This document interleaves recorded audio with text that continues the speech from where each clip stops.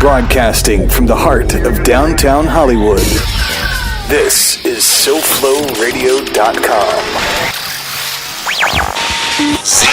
ZNation. ZNation. Where consciousness is queen, love really is the answer. And making a difference is on the menu. ZNation. Organic beats and inspiring treats. Get your weekly dose of vitamin Z now. This is ZNation on SoFloRadio.com. What up, world? I like that. What up, world? Time to drop out and tune in. Tune into yourself. Welcome, everyone. Thanks for tuning in. This is ZNationRadio. We're broadcasting live from Hollywood, Florida. This is Zayna de Gaia. And Emily Sunset Martinez. We're coming at you for real. We have really two special guests today. If y'all are watching, you can see we have a little person. So we have Lila Lotus. Very excited to have you on, Lila. Thank you so much. Thank you so much, sisters. Yes, and you are a new mother. And you brought Gabriel with you. He's part of the scene. He's always there. He's always there. He's connected with everything. Yeah. Thanks for being here, Gabriel. You're you welcome. just went on Instagram. The whole world knows you're on now. Yeah. How do you feel about him being on Instagram? Are you okay with him being on social media? You know, I don't have any problem. I talked to somebody who just had a baby, and they didn't want to put their baby's picture on social media because they wanted to give them the choice of put. So I thought that was interesting. Yeah, well, I don't post a lot of pictures of Gabriel just for a special occasion. Yes. But, you know, he's part of my life. And, Yes. and he's part of my career as well. Yes. You have been... I took recently the yoga teacher training at I Love Yoga with you and Moses, and you know he has been with us in the journey. Yes, also that's right. So he's everywhere. He's in the ceremonies. He's in the classes. He is everywhere. So he's got his own career going. Yeah, he definitely has the outfits for the career. He's dressed very nicely. Well, welcome both of you. Thank you so much. So happy pre-Valentine's Day, everyone. Oh, yeah. I was just thinking, I always sit down before the show and I think, gosh, what did I do this weekend that I can talk about? And this weekend was Valentine's Day. Yeah, Mm-hmm. it was. It was. And this weekend for me was a weekend like where I did my best not to plan much, and I didn't. And I really took it easy. And it was interesting because I found myself... like I was running late somewhere, and you know how I am about running late, Sunset. I don't like to run late, so when I am, I'm like, oh no, I'm going to be late.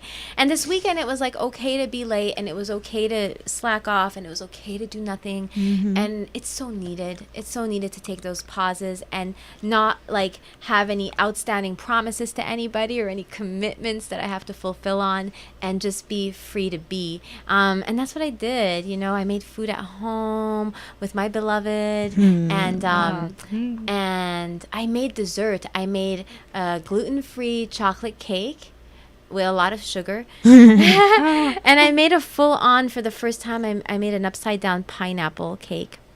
Now, none of these were like, conscious or healthy, but it's a celebration. It was a celebration. And sometimes, it's just like, for me, it's important to let it all go because I can be so disciplined around food and eating consciously. And once in a while, I like to celebrate my birthday, like every day. Every day is your birthday. I had that breakthrough. I used to, when I was younger, like in my early 20s, I would only eat birthday cake on my birthday. Once a year. Yeah, girl. Once a year. And one day, I just had the enlightening thought that, come on, girl, every day can be your birthday. What if you gave yourself the freedom to do that, and just discover like a balance and moderation in between eating birthday cake every day and eating birthday cake once a year. Right. Some balance. So Sunset came in this morning, and she's reading a book The Four Agreements by Don Miguel Ruiz. Yeah. And I thought it would be perfect to talk about it because, Lila, I relate to you as my, my goddess shaman friend. And Thank you. yes, and Don Miguel Ruiz is a shaman from southern Mexico, and he wrote this book in 1997 called The Four Agreements, and it really transformed a lot of us in the community. When you pick up this book, it's like it is life-changing, and it's so simple. Yes. It's so simple. And then he went on to write some more books. He's written after Right. that The Mastery of Love. Have you read that one? Yes, and the fifth agreement also. Oh yeah, well, after the Four Agreement, the Fifth Yeah. Agreement, and then the Mastery of Love. Right. And I just found out he had a pretty intense heart attack. Survived it, but he's dealing with that. And then since he came out of that, he wrote some other book that channeled and through you know him. that is my last name and my Ruiz. Really? That is, yes. Oh, like you're Miguel Ruiz. before you got married. Yes, that is my father's last name. So. Liliana Ruiz. Yeah. So we wanted to talk a little bit about the book, and if you haven't read it, really recommend you pick it up. It's an easy, quick read. And if you have read it, just really, it's always good to have a refresher around these topics. And it's very easy, and it's ancient knowledge that we can apply very easily to our days. Yes. So we see that the concept before doesn't change because the humanity is at the base. We are the same. Yes. Exactly. And the Four Agreements, he starts in the book talking about, really how human beings come into this world that's already a dream. Like it's already dreamt up for us, and it has beliefs and ideas. It's like we come into this clearing that's already created for us. It's not a blank slate. We come in a blank CD, ready to receive, and we receive preconceived ideas, beliefs from society, from our parents, from the government. And we're not told that they're not ours. Yeah. So we take them on as if they're ours. Yep. But they're not. So so he goes on to talk about how each one of us is living our own dream inside of the collective dream, right? And that comes from like the Toltec tradition, right? To speak about that, this is all a dream. It was all a dream. And if you use related also is the Isis veil. Right. What is the Isis veil? Yeah. It's also the... Is it from the Egyptian? Yes, but they talk about also living in a fake reality. That when you take out the veil, you can see the real truth, because we are used to learn that the truth is the things that we learn from our parents, from the culture, the society. And when you take the veil out, like the same of the Four Agreements, you see that the ancient knowledge is the same no matter where that come from, the Toltecs or the Egyptians or the Incas yogis, or the right? They call it the Maya. Right, the Maya, right. It's the same thing as the Isis veil, The Isis veil. and the dream. Right. Awesome. So let's go through the agreements. Yes, let's do it. You want to present us the agreements? Yes. All right. So we're going to start with the first agreement. It says, be impeccable with your word. Speak with integrity. Say only what you mean. Avoid using the word to speak against yourself or to gossip about others. Use the power of your word in the direction of truth and love. I love that. Yeah, and you can take just a huge class with this Just word. that. Yeah. Just that. It It's is. so deep. it is. If you really want to practice truth, I always say, shut your mouth. Word. And just really, and that's what creates the mindfulness. It's like when we go to Vipassana, it's noble silence, but when you go serve, it's noble speech, which is a lot more challenging than silence. Like really observing and being mindful of every word that comes out of my mouth. And we were just talking about that before because we were on the phone with someone and he knew we were about to have the show. So he goes, break a leg. And I said, no, don't say that. And that's just like an old, it's a saying that we all know. But, words are powerful. And, Yes. I choose not to say that to people. And even saying like good luck. I don't believe or rely on luck, so I'll just be like, be great, be awesome. But yeah, so, and then also, being impeccable with our word, it can also be, whatever comes out of my mouth is truth, and what I don't say, what we withhold that we know is truth. That's also a form of, not having integrity with our speech. Yeah, because I think that the target here for this agreement is transparency. To live in transparency, like holding the water in yourself and be transparent like the water. That is one of the elements, and to be a good teacher, you have to practice before teaching, and you cannot teach something that you don't live. I think it's the truth of being and living in yourself. Yeah. Right. And speaking is one part, but like you say, thinking also is another part. Yes. Well, what we speak comes from our thoughts. So whatever comes out of your mouth is a reflection of what's going on between your two ears, Right. And there's so many levels, as we learn to speak truth, really, we discover that a lot of things that we say are not truth. A lot of the things that come out of my mouth are just stories of my opinion and my perspective and my point of view. And when I speak my point of view as if it's truth, then it actually creates separation, and that's what creates war. Yeah. Right. That's really what begins war, is like, this is my truth, and it's my point of view, and I'm only going to stand from here, and I'm not willing to look at your truth. And it could be, we just simple things we say, like, it could be, hey, how are you doing? I'm great, and you're not. Or it could be saying... Notorious for that one. I'm great, everything's great. Yeah. It could be also when we're speaking, in not in a responsible way. And what I mean by that is whenever we're speaking and our words are describing a situation, like we're blaming something outside of us. Like, she made me do it, or she got me upset, or he made me really angry.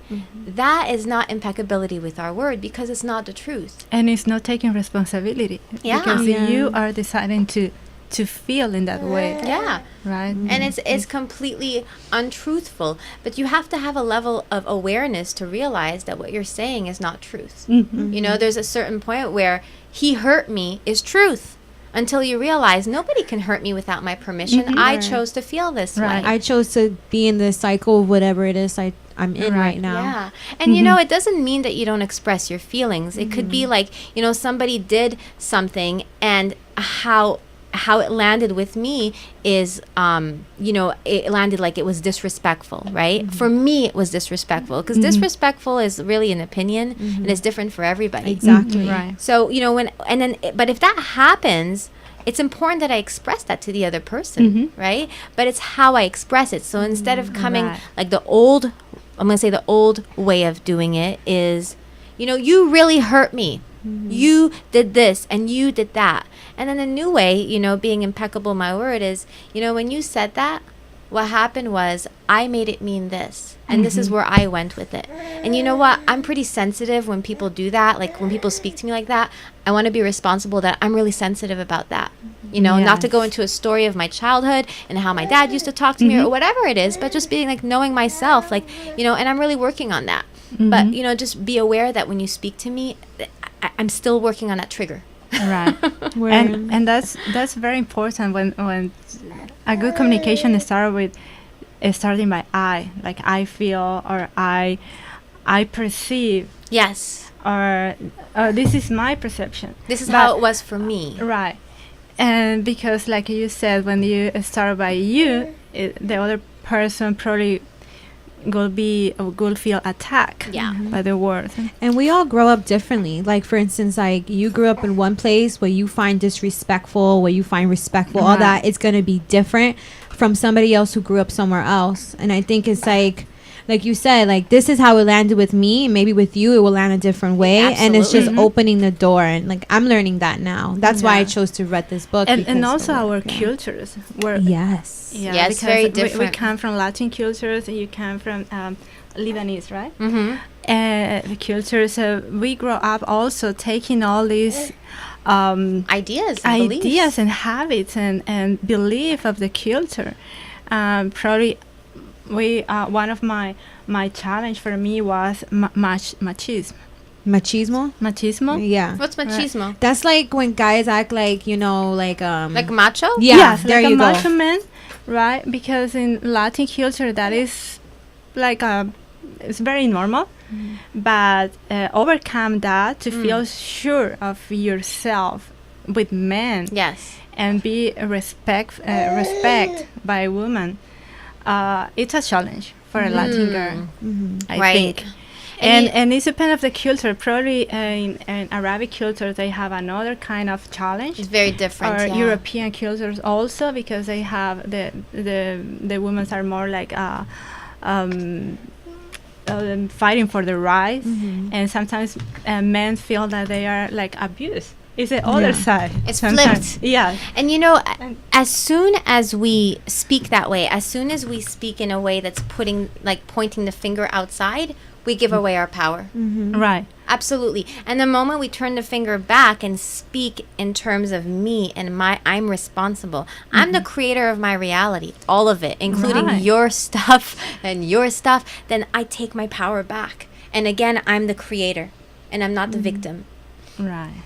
And I think, like, especially as if you're doing coaching or yoga teacher or anything, I think it's very awesome to look at that. And when you're with a client or with someone, like, look at, like, why did that not land with me right? And explore with them, like, so how did you grow up? How did you, why did you think it was okay for that type of speech? And don't say it in a judgmental way, but like, I really want to know, because I want to get to know maybe your culture or whatever, and opening the door for that in a way to learn. I know in psychology they do that a lot. Like I had a teacher who went to a reservation. She didn't want transference of her way of thinking, so she learned the culture. And then she sat down with them, and when she had their therapy session, she came from a place of like, all right, I understand why you would think that way. And so I think that's very powerful. It opens the door for exploration. Yes. Put in the other shoes. Yes. The other one's shoes. Other shoes. That's say only what you mean. I love this. I'm just rereading it. Say only what you mean. It can show up in so many different ways. Sometimes, we'll make commitments for things without thinking if we can really fulfill on them. And then we leave people hanging, or we don't fulfill on our word. And that, what it does, it actually, it decreases my perception of myself. Like I become smaller for myself when I don't honor or keep my own word. So really, like, I've become very good at saying no. So I'm not overcommitted, and I'm not saying I'm going to do anything that I'm not really able to do and fulfill on, because my word is all I have. And our word is all we have to each other, in this three-dimensional world where language is, it's our tool. It's also very limiting in some ways, but it is a tool that we use to create and to communicate love, right? It's a love infusion, or it could be the opposite. Because we attach to, like he was saying in the book, we attach to words. Like when I say the word page, that's the example. Like you're going to have a idea of what that word means and the content, so you can be able to understand the world. Every word is going to mean something different to somebody else, so it's like really like getting clear, and like, and if something doesn't sound right, be like, yo, can you express to me a little more what you're trying to say, because I don't understand. That's so great. Word. It's so great. It's just having space to like really have compassion for ourselves and others, because we're all learning how to be impeccable with our words and be the creators that we know ourselves to be. I'm just going to do a plug before you go to the second agreement. This weekend, we're going into the Landmark Forum. Oh my God. Sunset is going to be doing it the first time, and I'm going to be assisting. But I'm mentioning that because, Landmark Worldwide is a company that really trains people in that, in how to use the word and how important it is. And it's like a machete I've been sharpening for years, and I'm so thankful for the education there, because I don't know anywhere else that trains human beings in being impeccable in their word. So this weekend we're going to be immersed.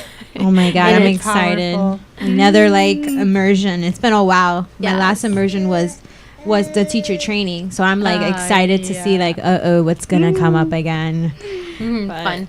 Word. All right, so this leads us to our second one, which I think is perfect. Don't take anything personal. Nothing others do is because of you. What others say and do is a projection of their own reality, their own dream. When you are immune to the opinions and actions of others, you won't be the victim of needless suffering. So think about it. Like, someone says something to you, they maybe in their culture it means something, and then like you take it personal, like, oh, you call me that, like, but really maybe like in their culture it means something else. Or it could be someone looking you a certain way. It could be a boyfriend breaking up with you. It could be anything. I know for me, like, the closer somebody is to me, if it's an intimate relationship or family, it's so much easier to take things personally. Word. Of course. Yes. Yeah, because you have an attachment also that is that makes the word of others valuable for us. Yes. Right. But there's That is- nothing that anybody does that is personal to you. Nothing. Yeah. Even if they say your name and they call you a bad name, it's coming from their point of view Content. and their content. Yeah, and we're all projecting on one another, you know. And when you read that, don't take anything personally, it like goes both ways. You know, like, I'm not going to take anything personally, and I'm also going to do the same. Notice how I project my opinions and myself onto Right. other people. I really like this one. Me too. It's like, this is definitely where I'm at. Like, this And week also right now. when we have these kind of confrontations or these things that we don't like, they are showing us something to work for patience. Sometimes to be more patient, especially when with our family. Yes. You cannot break relationship with your family Yes. easily, like a friend or somebody, and family show you and teach you a lot of patience, even when they are trying to give you their advice with intentional love that you receive in a bad way, probably. It's It's just a teacher. It's a teacher, and it's patience. Sometimes it's unconditional love, and everybody, especially the people around us, are great teachers. The last sentence, when you are immune to opinions and actions of others, you won't be the victim of needless suffering. I mean, it really, like, think about that. Like, you know, how much we rely on people's opinions to get validated. Oh my God. And if we can just keep observing that attachment and keep letting it go, Right. you know. And also I think it's related to self-love. How much do you love yourself and respect yourself, that the other opinion cannot interfere. And the loving with- yourself of not only the good, but like the ugly. Yes, Because then when right, people say right. you're ugly, I'm not talking physically, but whatever ugliness they say about your personality, you could be like, yeah, I got it. That's your yeah. opinion. I can see that. You know, instead of like reacting, like, how dare you say that to me, you mofo. Word. And yeah, and then we can remain calm and equanimous. Hi, Gabriel. All right. All right, let's go to the third one. Don't make assumptions. Find the courage to ask questions and to express what you really want. That's what you've been saying. Word. Communicate with others as clearly as you can to avoid misunderstanding, sadness, and drama. With just this one agreement, you can completely transform your life. Word. My mama used to say, when you assume, you make a jackass out yourself. Right? And now it's like, And if you look at the word assume, right, there's ass and then you and me. So you make an ass out of you and me. literally. Thanks, Mom,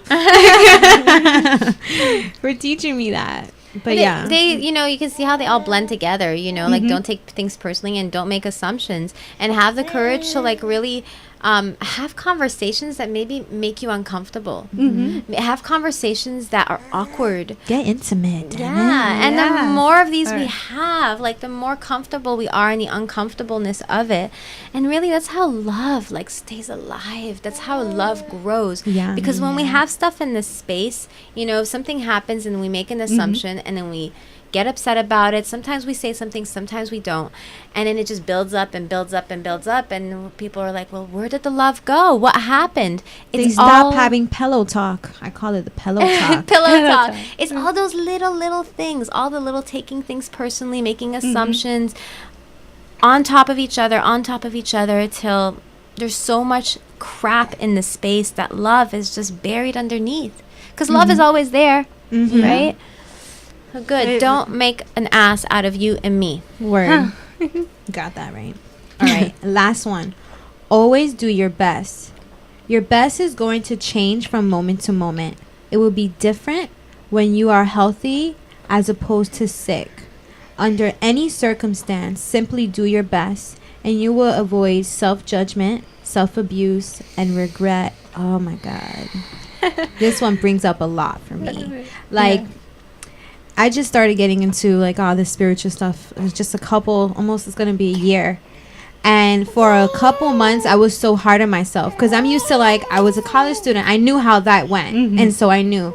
But this is new. And I didn't know about marketing. I didn't know about business. I didn't know about anything. And I used to get so hard. And it's like, so I wasn't able to be there like I used to be. Like I was always that friend, that whatever. And now I'm realizing, like I'm learning and I wasn't healthy at one point. And so I'm not going to be able to be there for the people like I want them to be, you know? And it's like, okay. And when you can get that truly for yourself, you know, you can look at everybody else and say, wow, they're really doing their best. And they're not only doing their best, they're doing their best with what they have in that moment. We all have tools at some part of my life. And I can, you know, look back in my life and also see where I've been hard on myself and all the mistakes that I may have done and realize, wow. And at that age, in that moment, I was really doing my best. There's nothing else I could have been doing but my best with what I had. I think that everyone is trying to do their best, even with the mistake that we can take, because it's the only thing that we know at that time. So it's different from perfectionist. That is, do your best is very different from perfectionist, because perfectionist, you put a standard so high. There's no cheese down that tunnel, man. That sometimes it's not you, but doing your best is the best that you can do at that moment. You know, one of the areas that for me it really made a difference is with, you know, my parents. Often we look at our parents and we can, now that we're grown, we can see all the things they didn't do right in parenting, and they should have done this, and they should have known better. But you know what? They did their freaking best with what they have. They didn't have no Google. They didn't have no YouTube. You know, some of them were single who knows what they had, you know? And when I look back at my parents, you know, like, they were so young. My mom was barely 18. My dad was 20. Brand new in the country. Raising me, little baby, no manual, no internet. You know, just doing the very best that they could. And look at me, I turned out. Right? Yay! And we just got to knock that pedestal. There's no pedestal anymore. Like, we're all equal. And everybody. Especially our parents, they're people just like us. Everybody's doing their best. Word. So we're going to go to a short break, y'all. And so check out the 4 agreements. Be impeccable. Don't take anything personally. Don't make any assumptions. And always do your best. And I'll add, know that others are always doing their best too. So guys, quick announcement. March 19th is our 1-year anniversary. March 18th is Sunset's birthday. So we're going to be celebrating all weekend. We have a secret undisclosed location for the party, aka we haven't gotten a venue yet. And but we're looking for the perfect place where we can have a social mixer with appetizers, non-alcoholic drinks, followed by an awesome open mic with performances from previous guests on the show and other people in our community, and followed by, you know it, a dance party. Because we love to dance. So so please come out, find the event on Facebook. It's our 1-year bash, and RSVP so we know you're coming. So tune in to our sponsors next, the people that make this happen, our partners, and please reach out if you're interested in partnering with us, co-marketing, co-branding your business and our business so that we can grow together, you can go to the website ZNationRadio.com, learn more about our sponsorship opportunities and our marketing partnership opportunities. All right, we'll be right back right here on SoFloRadio.com. Tune in to get tuned in. This is Z Nation on SoFloRadio.com. Add a twist of yoga. Yoga Twist with Julie. A great way to integrate yoga, meditation, and lots of fun. Promote family bonding. Help with flexibility and exercise. Julie has been teaching kids for over 8 years in after-school programs, summer camps, and local studios. Book a group, family, or one-on-one session now. Email me, yogatwistjulie@gmail.com. Follow Yoga Twist Julie on Instagram and like Yoga Twist on Facebook for great family lifestyle tips and Yoga Twist events. Omar is a certified hypnotist with an intuitive and gentle approach that empowers his clients, allowing them to realize their own wisdom. Personally, I'd been stuck in a heartbreak, and with Omar's help, I got to the root of my suffering and my attachment to staying in relationships that no longer served me. I instantly felt lighter and free from resentment for the first time in years. Contact Omar at 305-343-9210 and cause a breakthrough in your life. Hi, I'm Jennifer Clark, and I'm a yoga teacher and student at I Love Yoga Studio. It's been my privilege to practice, learn, and expand in this place of ever-evolving love and spiritual growth. When you visit, you'll most likely be greeted with a welcome home, and that's exactly how you will feel, at home and free to be. The studio offers yoga classes that meet you at your level of practice with affordable prices. So check out our schedule at www.iloveyogastudio.com. See you on the mat. Namaste. Join the Z Nation team as a marketing partner. We are always looking for conscious, sustainable businesses to support and share with our growing community. If your business is one that serves humanity and you want the world to know, we want to help you grow. Sponsorship opportunities are available for all budgets and flavors. For more info, call us at 954-604-1290 or visit ZNationRadio.com. Now, back to Z Nation, your weekly dose of inspiration on SoFloRadio.com.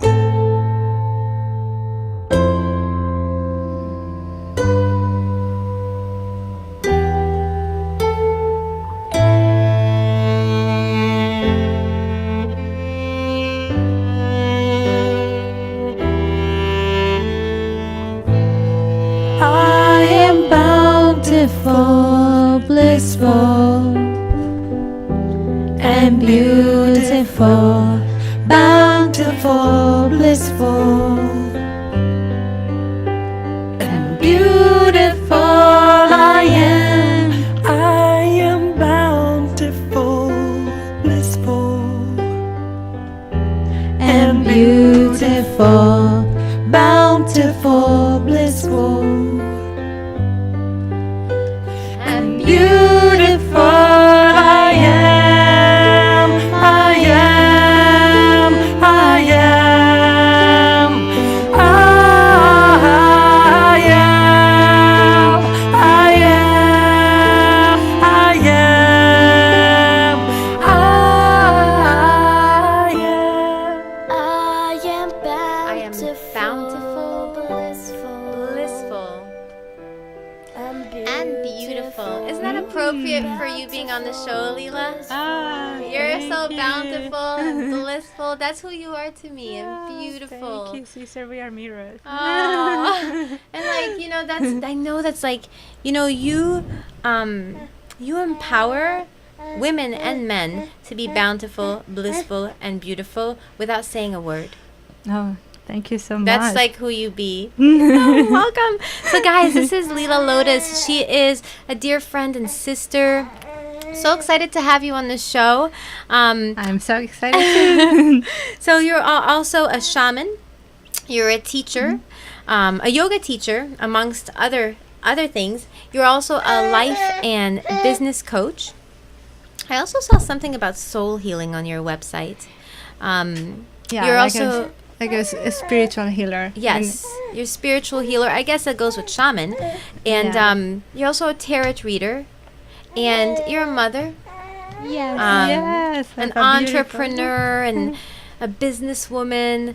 And you just, you break all the molds, Lila.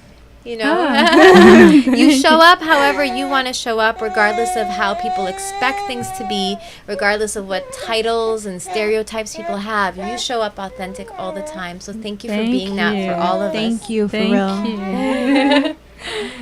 Anything you want to say, Gabriel? Gabriel. What you want to say? He's my son. It's his first interview on the radio. He's getting used to the whole thing. Yeah. He goes with me everywhere. And thank you for this beautiful introduction. Yes. Do you want to talk a little bit about Gabriel? Because he's a miracle baby. Well, this is part of my shamanic experience. Yeah. I have been in the spiritual world or in the spiritual path for about 15 years. I started in France with Shivananda, but probably you know. Really? That was your first kind of like breaking in? Right. Did you go to an ashram? Yes, I started with Shivananda in Paris. They have an office over there, and they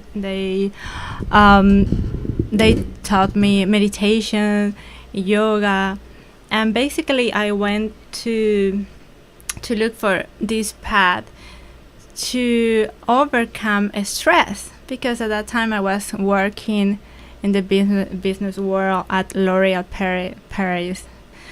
Like a financial controller, and the budget of L'Oréal is huge, so I had a huge responsibility in terms of money, and I want to get out, and also my soul was craving to return to my roots. That I come from Bolivia and I have shamanism roots. Were you born and raised in Bolivia? Yes, I born and raised. I just left my country when I was 21 years old, when I finished the university. So you grew up there. Yes, and I studied, I have a CPA degree in my country. And then I won a scholarship. The Spanish government offered me the opportunity to go to study an MBA and a master's degree in environmental science. So I have those masters also that's what God, so amazing. I went to the study. Things we find out. Right? I know, I had no idea. Like, whoa. Yeah, so I studied in Spain, and the click start over there when I get out of my country. Because when you live in a rich country like mine, because it's ancestral cultures, and you don't see the treasure. It's like when you have here the beach and the palm trees and the palm trees, and you say, tomorrow I'm going to the beach, but we are so lucky to have the beach here. Yes, it's something like that you don't appreciate when you have all the time.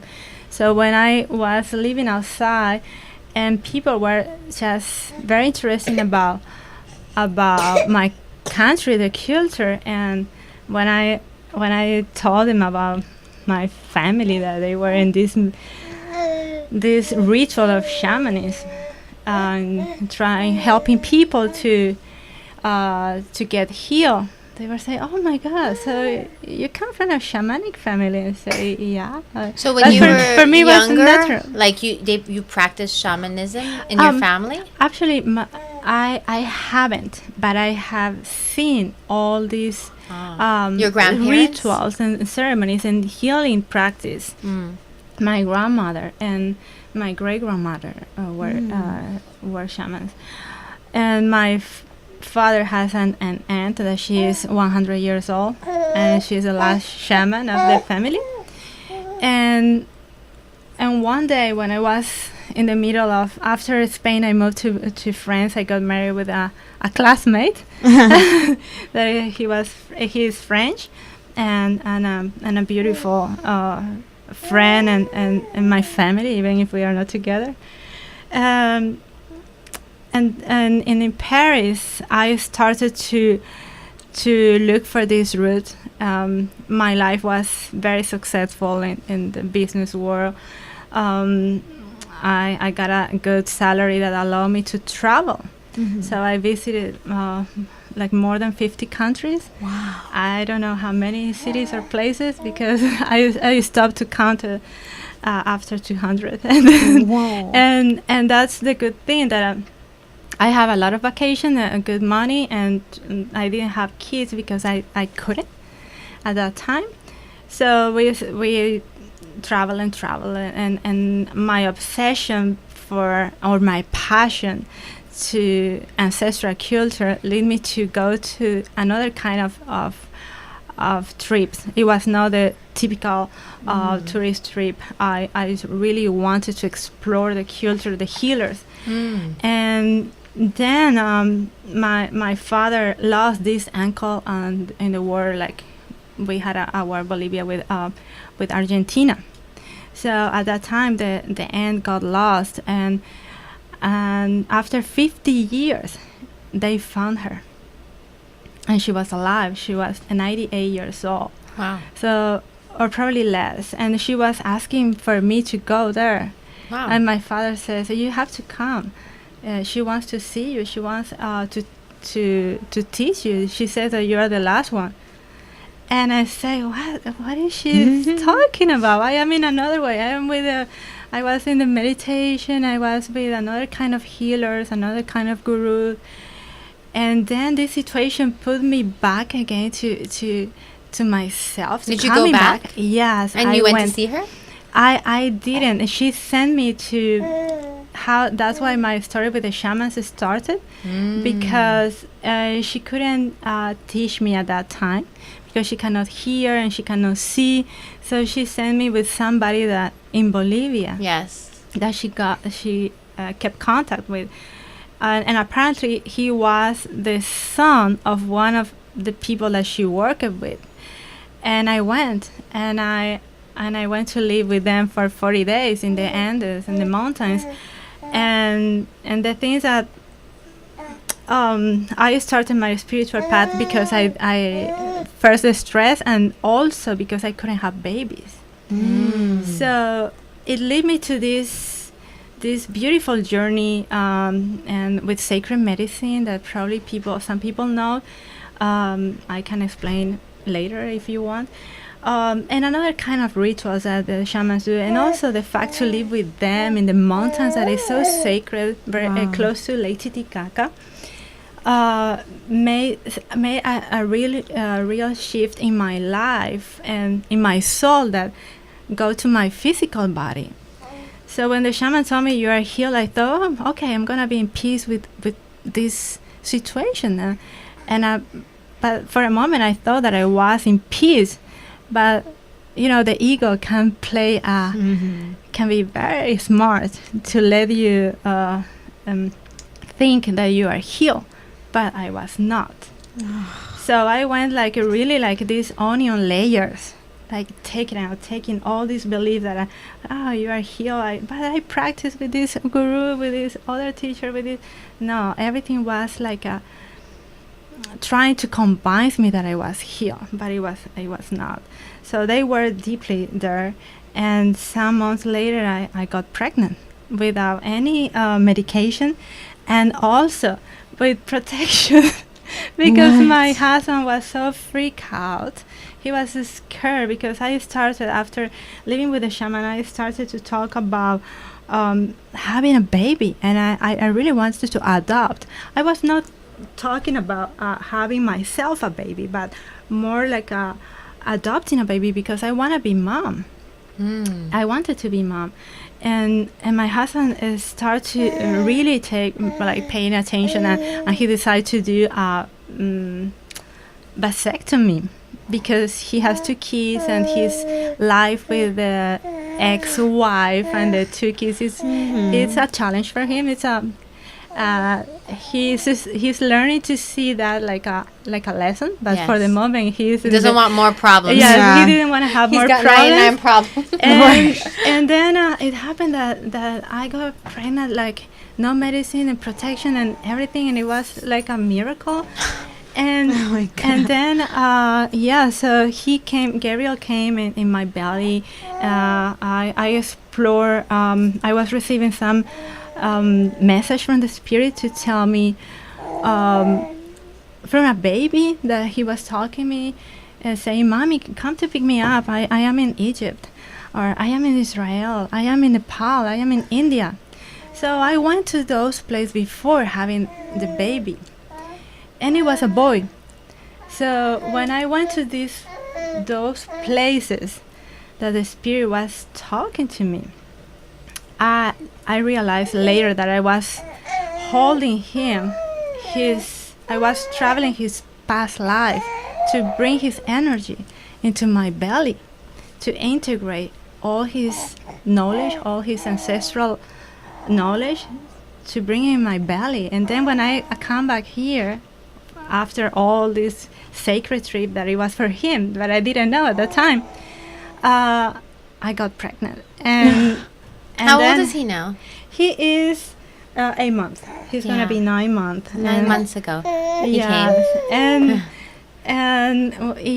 then we have in the middle of this night, his conception. We got 3 retreats in Bolivia, shamanic retreats, bringing people to the same journey I did, but not as long, because I did 40 days, but just... We did 40 days. 40 days. So you're taking people to Bolivia in May? I am taking, yes. 10 days? For 8 days, 7 nights. Wow. Oh. And it's going to be at the same place that I got healed. That is Sun Island in Lake Titicaca. And it's a magical place. The Lake Titicaca is a sacral chakra of the planet. So imagine the chakra. Yeah. So all this area of your womb is. Wow. It's like a huge healing that can happen. Lila, I'm just going to plug in quickly your website. So this retreat, if y'all want to find, do you still have space for the May one? Yes. So this you can find out about it on the Healers with an S, Journeys to the with an S.com. And also LilaLotusLifeCoach.com is your website, and there's a lot of information there about everything that you do. Yeah. Can I go? I'd love to go through all just the titles and kind of well, first one, the shaman. I've always been curious. How does someone go from not being a shaman to being a shaman? Yeah, like what do you gotta do to be able to do that? How does that work? Actually, when you live with them, you remember a lot. So that's the thing. When I went with them, and the first ceremony was, I did a ceremony called ayahuasca. That is a sacred medicine. It helped me to connect with the baby. The second one that I did was San Pedro. Was the night after that. They used to do one night. Sometimes the night that follow, you do another ceremony, or sometimes you have a break. But it connected me with a lot of gift that I have in past life, like a shaman, and the memory came back. And you just knew. And I just knew, and everything that the shaman was telling me I was so connected, and I think that everyone here, and especially people that are interested or just sign up for a workshop, they have this essence, like that knowing. Yes, they don't know consciously, but unconsciously their soul. That's why they're there. It's the same thing with yoga. You know, when people come to yoga is because they've have an experience with it in several lives, and we're just continuing the journey. Yes, and we forget when we get here, but then there are tools to be reminded. And then every time you go, you get like new permissions to offer different medicines, and of course songs. Every time that you need to, and also to live with and there is something that I tell everybody: you don't need to do ceremonies all the time. When you have the connection, you have it, and you feel it, and it's just to allow yourself to connect. And so while living your life in accord, like the 4 agreements, and you live your life like that, the spirit stay connect with you. And when the shamans, I never take an authorization without their permission. Yes. So every time that Gabriel? You have something to say? What happened? Every time that I go there, they perceive the permission of the spirit, and I have to feel it as well. Right, for example, to heal with tobacco or to do offerings to Pachamama, the name is despacho, you need a permission.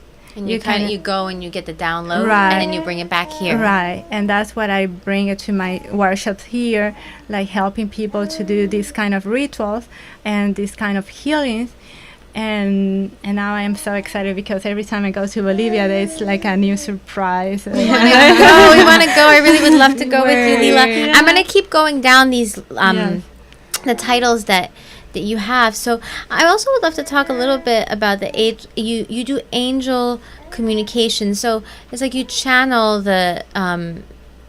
the consciousness of different archangels. Yes. So how did you come about that? Did you always know you could do that? No, it happened to that after starting with the meditation yoga, and I went to live in Thailand for some months, and in Bali also. Something happened in those trips. Everything is linked for me with the war, and with the war. With the world, I think that there are portals in the world to allow yourself to remember and to connect with the spirit. Yes. And that time when I came back from Bali, I got connected with an angel, and I didn't know his name, and I was kind of surprised because you are not used to see that, or because I saw first, and then I start to hear, not seeing. Now I see them very barely, but I hear, and I receive message, and especially through when I do life coaching. This is the kind of channeling that I'm receiving when I am with other people, and through the cards, because I read the tarot, and well, now I do the angel tarot card readings. That is not the same as angel readings, yes, right? And it's not the same as tarot. Gabriel. So you've basically, you do life coaching and you do business coaching, right? And you allow for channeling to come through from these different consciousness. That's awesome. And I use the cards because I really love. I have a huge past life, like a tarot reader, and you do, yes, as a past life. And I really feel connected with the cards. I have more than 40 decks in my. Wow. But my special one is the angel tarot. And Gabriel is your special angel. Is my special. That's your son's name. That's my son's name. That's because cool. This angel was the first one that I heard, and he's always there, like helping me, and especially he introduced me the other archangels, like their friends, like. I'm just thinking, people who've never heard of this will hear you talk and be like, this woman's crazy. She's hearing voices in their head and they're introducing her to others. How do you explain that to somebody who's never heard of this? How does it make sense for people who are not they've never heard of it? Well, the angels are in our daily in our daily life. Yes. The things that we are used to get disconnected. We are not connected with the signs and the symbols that they send us to us. For example, if you see a regular time, for example, 1:11 or 11:11 or 3:33, this is our numbers talking to you, and this is our symbols also. Every number has a meaning, and even if you are not connected with the meaning of the symbol, just know that they are trying to communicate with you. They are not going to show up because you're going to really be scared. Yes. And it's like trusting and believing in what we don't see and starting to. It's like, when the energy, for example, the electricity, you don't see it, but it's there. It is there. And you can feel it. you can't deny it. Right? So like and energy. It's something like that. The angels are there even if you don't see them, but they're not going to first show up to make you afraid. you know, that you can be scared because of we're not what you see. tuned in. Secondly, they are not gonna show up in your life if you don't allow, because they work with a free will. So if you don't allow them to be there, they're gonna be there, but you're not gonna see it. They're always there, but just you can receive the message when you allow them to be part of your life, and you open yourself to this, to respect also the free will that we have, like we have this right, like coming like human beings it's here. like opening ourselves up to magic, opening ourselves up to the unseen, beyond the senses. I'm going to jump to the next topic because we have very little time left. I feel like we need 5 shows for you, Lila, because you got so much. Oh, you want this back? I got it. So one more thing we just have a couple of minutes, but I just really want to touch on this. You talked to me, is it okay if I share a little bit from yesterday? I really loved what we talked about. We talked about, you know, you're putting on transformational retreats for women and bringing like the goddess back to the goddess. And you also shared about how, like, in the conscious community or the shamanic community, how sometimes you experience, I'm going to say this responsibly, how you experience people stereotyping you because you dress very sexy and you wear makeup and you're very feminine. And in the conscious community, it's kind of like, I won't say it's looked down upon, but it's become this like stereotype of like, you know, we have to wear natural cloth and, you know, wear flats all the time and wear loose clothing. And I just love that you're bringing this consciousness to the community and to the world, and bringing like the femininity and really the freedom to be ourselves and express ourselves however we like. Yes, thank you for mentioning that. Yeah. That is a program that I am building up with the help of other coaches. It's a program of body, mind, and spirit. How to be sexy and be spiritual as well. Yeah. Because we stereotype the spiritual with no makeup, with loose clothes, with and it's not that. You know, I for years I tried to be natural, and when I went to, but you are natural, but you just your art is your like your costumes. Know, like following this tag to be spiritual. Yes, and making I had makeup, but not a lot, and also I start to dress differently, not because I like it, because I want to be part of the fit in the community. Yeah, I want to fit in the community. You know, and I did so many things that, and then I say stop. That is not true. That we were talking about being truthfulness. Yes. That was not me. I love to make up. I love to do my hair. I love to have my body that is. God gave me that body, and I want to play with my body. Yeah. And I am a panther. I am a jaguar. I am like that, but in the city, and that's what I want to bring to people, to women. She's bringing sexy back. Yes.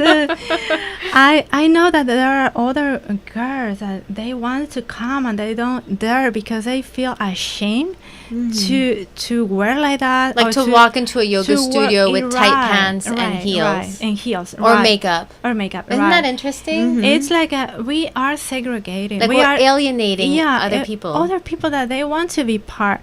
And this happened to me like from my own experience, but lately it came back for other clients that I have that arrived to my life, and they expressed me this feeling that they felt ashamed to you know, to show their body, like, you know, and offend other ones. And it showed me that sometimes without no wanting, because I think that and nobody wants that, but we segregate people and we discriminate people. I'm just, you know, I'm going to interrupt because we're out of time, but Lila, I want to just thank you for bringing this conversation to the community. Yes. It's like, you know, there's those, and we love to talk about the things on Z Nation that are not being spoken about, but they're like right there in our face. It's a big elephant in the room, you know, so thank you so much. And thank you for being on the show. Oh, thank you for having being us the here. goddess of goddesses and bringing Gabriel. We love you.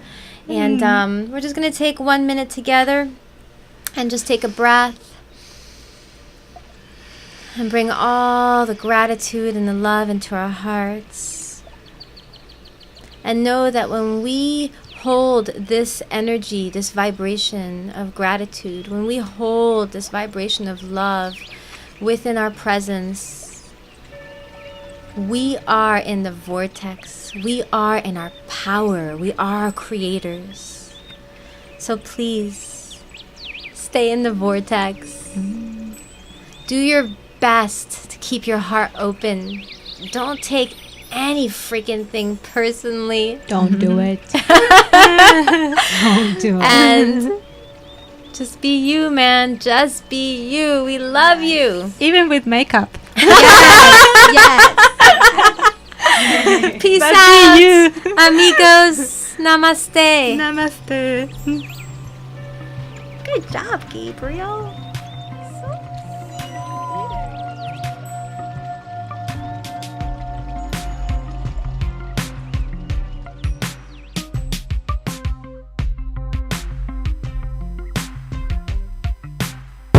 Broadcasting from the heart of downtown Hollywood. This is SoFloRadio.com.